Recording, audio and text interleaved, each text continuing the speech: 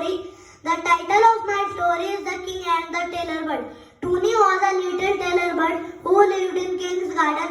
One day greedy King was counting his gold when one coin fell under the table. Toonie picked it up and took it to his nest. The king thought Toonie had stolen a coin and became very angry. He ordered his guard to catch the bird.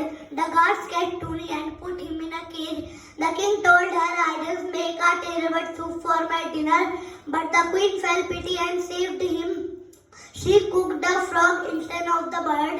Later Toonie returned and the king singing that king had eaten a frog, not him. The king became furious and tried to swallow Toonie himself. Just then the king sneezed loudly and Toonie flew out safely.